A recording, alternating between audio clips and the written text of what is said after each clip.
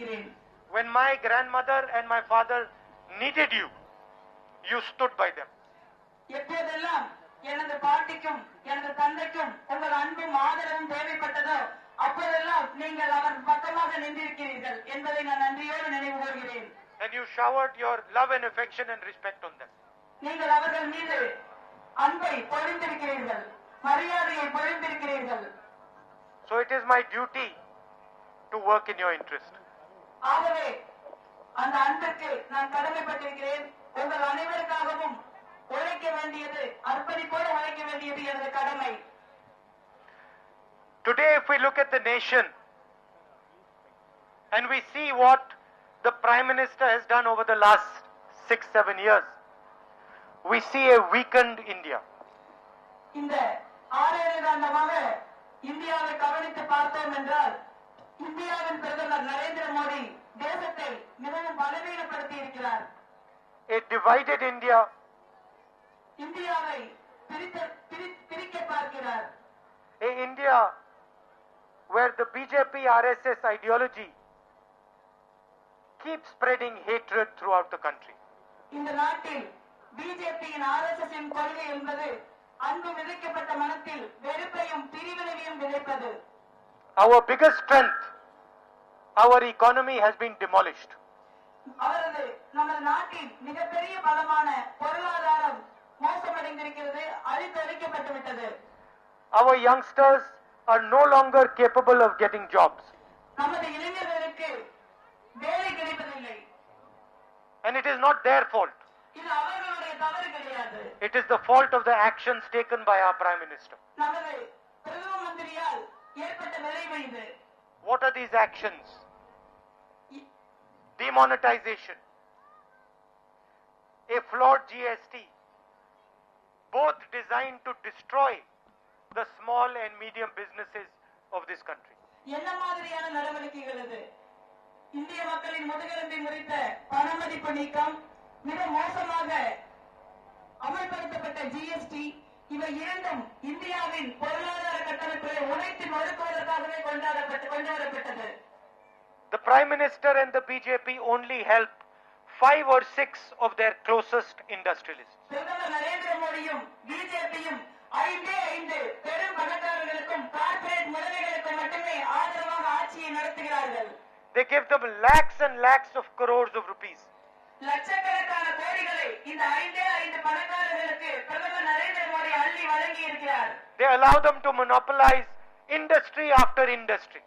ஒவ்வொரு தொழில்துறையாக தாங்களே கோலாட்சியும் அளவுக்கு பிரதமர் அந்த 5 பண முதலைகளை அனுமதித்திருக்கிறார். Whichever side you look, you see a monopoly. எந்த பக்கம் பார்த்தாலும் ஒரு வகையை கட்டுப்படுத்திய பொருளாதாரம் இங்கே இருக்கிறது. A monopoly that harms the interest of the poorest, weakest people in India. இந்த கொள்கை சாதாரண அடிப்படை ஏழை எளிய மக்களை கடுமையாக பாதிக்கிறது. And now the Prime Minister is attacking our farmers.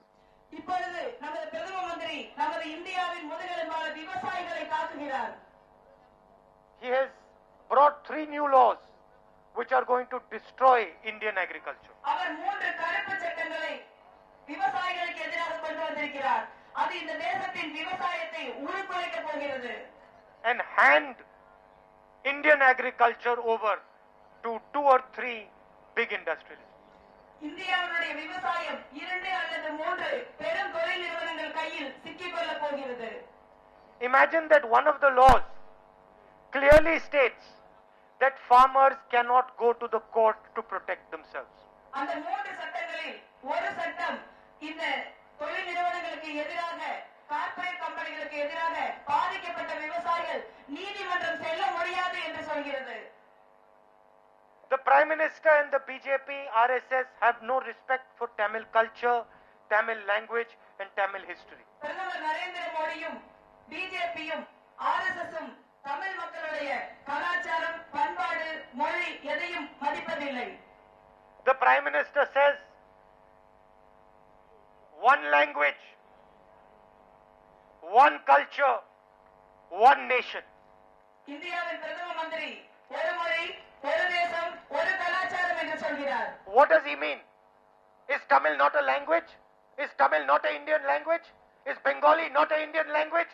Is Punjabi not an Indian language? அவர் என்ன சொல்ல வருகிறார்? ஒரு தேசம் ஒரு மொழி என்றால் தமிழ் ஒரு மொழி அல்லவா? பஞ்சாபி ஒரு மொழி அல்லவா? Bengali. பெங்காலி ஒரு மொழி அல்லவா? What does he mean, one history? Is Tamil history not part of Indian history? ஒரே வரலாறு என்று சொல்லும்போது அவர் எதை சொல்கிறார்? தமிழகத்தின் வரலாறு இந்தியாவின் வரலாறு அல்லவா? What does he mean, one culture? Is Tamil culture not part of Indian culture? ஒற்றை கலாச்சாரம் என்று அவர் எதை சொல்கிறார்? தமிழகத்தின் கலாச்சாரம் இந்தியாவின் கலாச்சாரம் அல்லவா? Why should one idea dominate this country? எதற்காக ஒரே ஒரு சிந்தனை இந்த மாபெரும் இந்திய தேசத்தை மீது ஆதிக்கம் செலுத்த வேண்டும்? Why shouldn't all ideas be appreciated? ஏன் இந்தியாவின் பன்முகத்தன்மை மிகுந்த கொள்கைகள் போற்றப்படக்கூடாது? Why can we not respect Tamil? ஏன் நாம் தமிழையும் தமிழ் மொழியையும் மதிக்க கூடாது? Respect Bengali. ஏன் நாம் பெங்காலியை Respect Hindi. ஏன் நாம் ஹிந்தி மொழியை மதிக்க கூடாது? Why can we not say that all our languages, all our ideas, all our cultures are to be respected? ஏன் நமது அனைத்து மொழிகளும் அனைத்து கலாச்சாரமும் அனைத்து நம்பிக்கைகளும் மதிக்கப்பட வேண்டும் என்று ஏன் இந்த பிரதமரால் சொல்ல முடியவில்லை? If we say that Tamil Nadu is part of India, then why should we not say that India is Tamil Nadu? தமிழகம் இந்தியாவின் ஒரு பகுதி என்றால் ஏன் இந்தியாவும் தமிழகத்தின் ஒரு பகுதியாக இருக்கக்கூடாது? What does it mean? Tamil Nadu should be part of India, but India is not going to respect Tamil Nadu. Why? ஏன் தமிழகம் இந்தியாவின் பகுதியாக இருக்கும் பொழுது ஏன் இந்தியா தமிழகத்தை மதிக்க கூடாது? We are all one. We have to respect each other's history, culture and language. நாம் அனைவரும் ஒற்றுமையான ஒன்றானவர்கள். நாம் அனைவரும் ஒவ்வொருவருடைய வரலாற்றையும் கலாச்சாரத்தையும் மதிக்க வேண்டும். Prime Minister believes that just because he can blackmail the leadership of Tamil Nadu, the AIDMK, blackmail, threaten. பிரதம மந்திரி இந்தியா தமிழகத்தில் இருக்கிற ஆளும் அதிமுகவை சிபிஐயும் அமலாக்கத்துறையையும் பயன்படுத்தி தமிழகத்தில் ஆளுகிற முதலமைச்சர் எடப்பாடி அவர்களையும் மொத்த அமைச்சரவையும் மோடி மிரட்டுகிறார். ஏன்? The Prime Minister believes that he can use the CBI and ED to control the Chief Minister of Tamil Nadu. மத்திய புலனாய்வு துறையையும் அமலாக்கத்துறையையும் பயன்படுத்தி பிரதமர் தமிழகத்தை மிரட்ட முடியும், தமிழக அரசாங்கத்தை மிரட்ட முடியும் என்று நம்புகிறார். He believes that just because he controls the government of Tamil Nadu, he can control the people of Tamil Nadu. தமிழகத்தின் அரசாங்கத்தை கட்டுப்படுத்துவதன் மூலம் தமிழக மக்களை கட்டுப்படுத்த முடியும் என்று நரேந்திர மோடி நம்புகிறார். What he doesn't realize is only the Tamil people can decide the future of Tamil Nadu. அவருக்கு என்ன புரியவில்லை என்றால் தமிழக மக்களே தமது தமிழகத்தின் எதிர்காலத்தை தீர்மானிப்பார்கள் என்பதுதான். He cannot remote control Tamil Nadu. அவர் தமிழகத்தை ரிமோட் கண்ட்ரோல் செய்ய முடியாது. Tamil Nadu will run itself. தமிழகம் தன்னைத்தானே இயக்கிக் கொள்ளும். His job as the Prime Minister of India is to respect the people of Tamil Nadu. அவருடைய வேலை என்பது ஒரு இந்தியாவின் பிரதமராக தமிழகத்தின் கலாச்சாரத்தையும் தமிழக மக்களின் உணர்வுகளையும் மதிப்பதுதான். His job is to appreciate the spirit of the Tamil people. Appreciate the spirit of the Tamil people.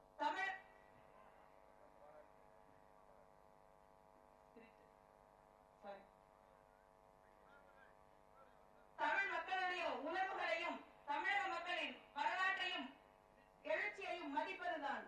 Every time he says Man Ki Baat, ஒவ்வொரு முறையும் அவர் மனதோடு பேசுகிறேன் என்று சொல்லும்போது speak into the mic. Speak into the mic. Every time he says Man Ki Baat, ஒவ்வொரு முறையும் அவர் நான் உங்கள் மனதோடு பேசுகிறேன் என்று சொல்லும் பொழுது no one is interested in listening to his Man Ki Baat. யாரும் அவருடைய மனதோடு பேசுகிற நிகழ்ச்சியை கேட்க விரும்புவதில்லை. People are interested in what is the Man Ki Baat of the people of Tamil Nadu. மக்கள் தமிழக மக்களின் மனங்களில் என்ன இருக்கிறது என்பதில் தான் மக்கள் விருப்பமாக இருக்கிறார்கள். What do the Tamil people want? தமிழக மக்கள் என்ன விரும்புகிறார்கள்? What do the laborers want? தமிழகத்தின் தொழிலாளர்கள் என்ன விரும்புகிறார்கள்? What do the farmers want? தமிழகத்தின் விவசாயிகள் என்ன விரும்புகிறார்கள்? What do small and medium businesses of Tamil Nadu want? தமிழகத்தின் சிறு குறு நடுத்தர தொழில்கள் என்ன விரும்புகின்றன? That is what we are interested in. அதில் தான் நாங்கள் விருப்பமுடன் இருக்கிறோம். That is why I am speaking to laborers, small businesses, weavers, farmers. அதனால தான் நான் தொழிலாளர்களோடும் நெசவாளிகளோடும் விவசாயிகளோடும் சிறு குறு நடுத்தர தொழில்களை நடத்துவர்களோடும் தொடர்ந்து பேசி வருகிறேன். And I am here to work with you, to help you elect a government that respects the poor people of Tamil Nadu. நான் இங்கே வந்திருப்பது உங்களுக்கு தமிழகத்தின் உணர்வுகளையும் தமிழகத்தின் ஏழை மக்களின் உணர்வுகளையும் மதிக்கின்ற ஒரு அரசாங்கத்தை தேர்ந்தெடுப்பதற்கு உதவி செய்வதற்கு தான். A government that listens to the people of Tamil Nadu. அந்த அரசாங்கம் தமிழகத்தின் மக்களுடைய மனதை கேட்க வேண்டும். A government that works in the interest of the people of Tamil Nadu. அந்த அரசாங்கம் தமிழக மக்களின் வளர்ச்சிக்காகவும் முன்னேற்றத்திற்காகவும் உழைக்கின்ற அரசாங்கமாக இருக்க வேண்டும். And I want to leave you with one last message. உங்களிடம் ஒரு கடைசி செய்தியை நான் சொல்ல விரும்புகிறேன். Consider me to be your soldier in New Delhi. Consider me to be your soldier in New Delhi. உங்கள் பாதுகாவலராக நான் டெல்லியில் இருப்பேன். My job is to protect the interest of the Tamil people in New Delhi. என்னுடைய வேலை என்பது தமிழக மக்களின் நலன்களை டெல்லியில் பாதுகாப்பதாகும். Just like it is my job to protect the interest of the Bengali people or the Punjabi people in Delhi. பெங்காலில் இருக்கிற மக்களையும் பஞ்சாபில் இருக்கிற மக்களையும் பாதுகாப்பது போலவே தமிழகத்தில் இருக்கிற மக்களின் பாதுகாவலராகவும் நான் டெல்லியில் இருப்பேன். This is a country made up of many different ideas, many histories, many languages, many cultures. இந்த நாடு என்பது பல்வேறுபட்ட வரலாறுகளையும் கலாச்சாரத்தையும் பாரம்பரியத்தையும் மொழிகளையும் கொண்டது. It is our duty to protect the strength of India. இந்த வலிமையை பாதுகாப்பதுதான் நமது கடமையாகும். We don't want an India where people are scared, where people are humiliated, where people are beaten because of the language they speak, the religion they believe in, or the culture they come from. Now, you're disturbing. Huh? We don't want an India where people are threatened because of the language they speak, because of the religion they believe in, because of the culture they come from. மக்கள் பேசுகிற மொழிக்காகவும் அவர்கள் சார்ந்திருக்கிற கலாச்சாரத்திற்காகவும் அவர்கள் வழிபாட்டு நம்பிக்கைகளுக்காகவும் மக்கள் பயமுறுத்தப்படுவதையும் அடிக்கப்படுவதையுமான இந்தியாவை நாங்கள் விரும்பவில்லை. We want an India where everybody can live happily in peace. அனைத்து இந்திய மக்களும் மகிழ்ச்சியோடும் அமைதியோடும் வாழுகிற இந்தியாவையே காண நாங்கள் விரும்புகிறோம். The Prime Minister had said that he has a 56-inch chest. பிரதமர் நரேந்திர மோடி தனக்கு 56 இன்ச் அகல மார்பு இருப்பதாக சொல்லி பெருமைப்பட்டுக் கொள்கிறார். Big chest. பெரிய மார்பு, விரிந்த மார்பு. Today, the Chinese army is sitting inside Indian territory. ஆனால் சீன ராணுவம் இந்திய எல்லைக்குள் இன்று அமர்ந்திருக்கிறது. 1,000 kilometers of Indian land has been taken by the Chinese. 1000 kilometre இந்திய எல்லை சீன ராணுவத்தால் கைப்பற்றப்பட்டிருக்கிறது. The man with the 56-inch chest cannot say the word China. 56 inch மார்பளவுள்ள நரேந்திர மோடி சீனா என்கிற வார்த்தையை கூட சொல்ல முடியாதவராக இருக்கிறார். He does not have the courage to say the word China. சீனா என்கிற வார்த்தையை கூட சொல்ல தைரியமற்றவராக இருக்கிறார் Narendra Modi. You look at his speeches for the last 3-4 months, 5 months, he does not say the word China. இந்த 4-5 மாதங்களாக நீங்கள் கவனித்து பார்த்தீர்கள் என்றால் எங்கும் அவர் சீனா என்ற வார்த்தையை உச்சரித்ததே கிடையாது. When the Chinese entered our territory, he lied to the nation and said nobody has come. சீன ராணுவம் இந்திய எல்லைக்குள் நுழைந்த பொழுது அப்படி யாரும் நமது எல்லைக்குள் வரவில்லை என்று இந்த தேசத்திற்கு நரேந்திர மோடி பொய் சொன்னார். After some days, the army and the defense minister said, no, it is not true. The Chinese have come into Indian territory. அதற்கடுத்து சில நாட்களுக்கு பிறகு இந்திய ராணுவ அமைச்சரும் ராணுவமும் அப்படி இல்லை, சீன ராணுவம் இந்திய எல்லைக்குள் இருக்கிறது என்று ஒப்புக்கொண்டார்கள். And the only reason the Chinese have the guts and the courage to come into this country is because Narendra Modi has destroyed our economy and weakened this country by dividing it. Narendra Modi இந்தியாவின் பொருளாதாரத்தை பலவீனப்படுத்தியதாலும் மக்களை பிரித்தாள்வதாலும் தான் சீன ராணுவத்திற்கு இந்தியாவுக்கு நுழைய முடியும் என்கிற தைரியம் வந்திருக்கிறது. And some days back, சில நாட்களுக்கு முன்பு it came out that a journalist knew about the airstrike in Balakot. சில நாட்களுக்கு முன்பு ஒரு ஊடகவியலாளர் பாலகோட் தாக்குதலை அறிந்திருக்கிறார். 3 days before the Air Force bombed Pakistan, an Indian journalist was told that it was going to happen. 3 நாட்களுக்கு முன்பு இந்திய ராணுவம் பாலகோட் தாக்குதலை நடத்துவதற்கு 3 நாட்களுக்கு முன்பு ரகசியமாக இருக்க வேண்டிய தகவல் ஒரு ஊடகவியலாளருக்கு தெரிவிக்கப்பட்டிருக்கிறது. Meaning the lives of our Air Force pilots were put at risk. இதன் அர்த்தம் என்னவென்றால் இந்திய ராணுவ படையின் இந்திய விமானப்படையின் உயிர் Now 5 people in this world knew about Balakot.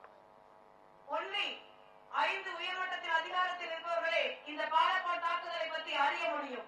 The Prime Minister of India, இந்தியாவின் பிரதம மந்திரி, the Defense Minister of India, இந்தியாவின் பாதுகாப்பு மந்திரி, the National Security Advisor, இந்தியாவின் தேசிய பாதுகாப்பு ஆலோசகர், and the Chief of the Air Force, விமானப்படையின் தளபதி, and the Home Minister. அந்த உள்துறை அமைச்சர். Nobody else in the world knew about Balakot before it happened. இவர்கள் 5 பேரை தவிர பாலகோட் தாக்குதல் நடப்பதற்கு முன்பு யாருக்கும் தெரிந்திருக்க வாய்ப்பில்லை. Now I want to understand why an inquiry has not started on who told this journalist, this traitor, about Balakot before it happened. Balakot தாக்குதல் பற்றி முன்பே யார் இந்த ஊடகவியலாளருக்கு சொன்னது என்பது குறித்து ஏன் விசாரணை நடத்தப்படவில்லை? The reason is that one of these 5 people told this man. இந்த 5 பேரில் ஒருவர்தான் இந்த ரகசியத்தை, இந்த ராணுவ ரகசியத்தை இந்த ஊடகவியலாளருக்கு சொல்லி இருக்க வேண்டும். அதனால்தான் விசாரணை நடத்தப்படவில்லை. One of these 5 people betrayed our Air Force. இந்த 5 பேரில் ஒருவர்தான் நமது விமானப்படைக்கு துரோகம் இழைத்திருக்கிறார்கள். One of these 5 people put the lives of our pilots at risk. இந்த 5 பேரில் ஒருவர்தான் நமது விமானப்படையின் விமானிகளினுடைய உயிரை ஆபத்தில் நிறுத்தி இருக்கிறார்கள். If the Prime Minister did not do it, why is he not ordering an inquiry? பிரதம மந்திரி இதனை செய்யவில்லை என்றால் ஏன் அவர் இது குறித்து விசாரணை நடத்த மறுக்கிறார்? Think about it. சிந்தித்து பாருங்கள்.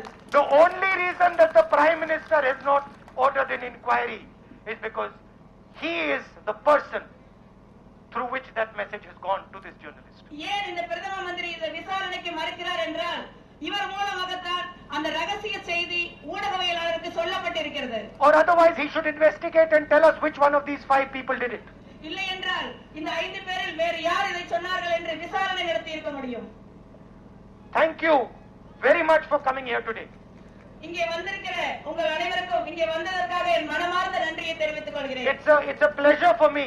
I was saying in the car today that it is a pleasure for me to come to Tamil Nadu. தமிழ்நாட்டிற்கு வருவது எனக்கு மிகுந்த மகிழ்ச்சி அளிக்கிறது. அதைத்தான் நான் ஆவணத்தில் வருவது சொல்லியிருக்கிறேன். In fact, when I said that it is a pleasure for me to come to Tamil Nadu, my General Secretary said that Tamil Nadu is unique.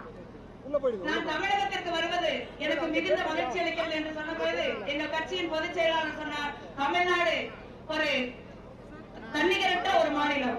You have a positive energy. நீங்கள் ஒரு ஆக்கப்பூர்வமான ஆற்றலை கொண்டிருக்கிறீர்கள். Doesn't matter how difficult your life will be, Tamil people will still have a smile on their face. உங்கள் வாழ்க்கை எவ்வளவு கடினமாக இருந்தாலும் தமிழக மக்கள் தங்கள் முகத்தில் எப்பொழுதும் ஒரு புன்னகையை வைத்திருப்பீர்கள். And when I come here, your smile becomes my smile. நான் இங்கே வரும்பொழுது உங்கள் புன்னகை எனது புன்னகையாகவும் மாறுகிறது. So it is always a pleasure for me to come here. ஆகவே தமிழகத்திற்கு வருவது எப்பொழுதும் எனக்கு மிகுந்த மகிழ்ச்சி அளிக்கிறது. And I feel very proud to come here and be with you. Thank you. नमस्कार, मैं हूं मानक गुप्ता। अगर आपको हमारा ये वीडियो पसंद आया हो तो इसे लाइक और शेयर जरूर करें और हाँ, हमें सब्सक्राइब और फॉलो करना ना भूलें ताकि आप देश और दुनिया की कोई खबर मिस ना करें। तो जुड़े रहिए हमारे साथ और देखते रहिए न्यूज़ 24।